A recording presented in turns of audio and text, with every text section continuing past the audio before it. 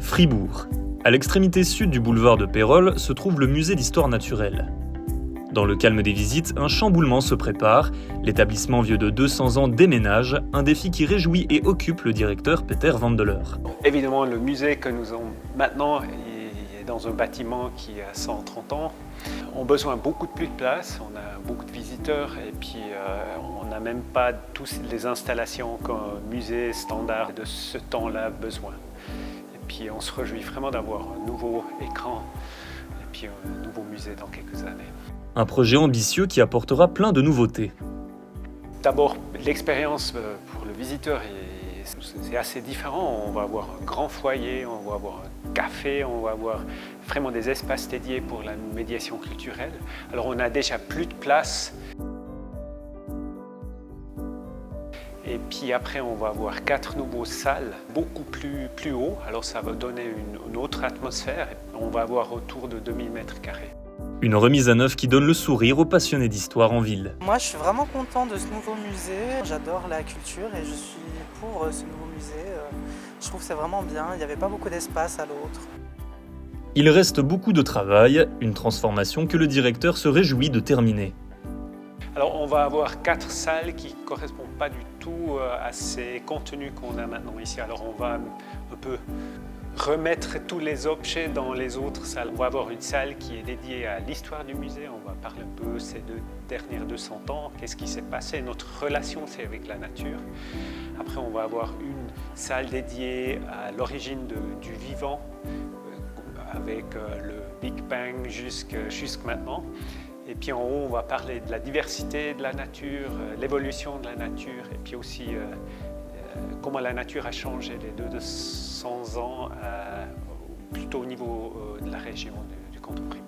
Alors on a ces grands 4 thèmes, et puis on va mettre les objets là où ils sont le plus utiles.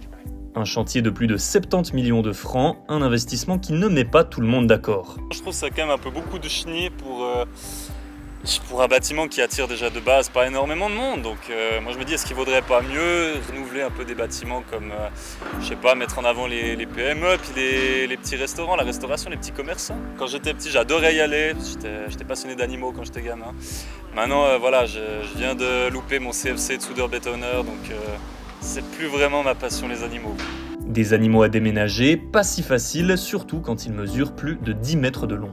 La baleine, c'est vraiment la pièce de résistance, je peux vous dire, parce qu'avec une longueur de presque 11 mètres, il faut faire un trou dans ce bâtiment-là. Et puis dans le nouveau, on doit agrandir une fenêtre où on peut glisser la baleine jusque dans le niveau 1 où elle doit après être posée. Et puis il y a aussi le cachalot qui a aussi 4 mètres 30, seulement le crâne. Puis avec ces 2 objets-là, on doit un peu tourner autour pour préparer tout le reste.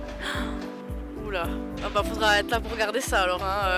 Si c'est comme ça grand, franchement... Un défi qui doit aussi servir à promouvoir la biodiversité. On va avoir des espaces où on va créer des biotopes. Un jour, on va peut-être trouver des plantes un peu plus rares. Et puis, on va aussi avoir une façade entière végétalisée au sud. Puis on essaye d'être un peu l'exemple, comment on devrait faire ça.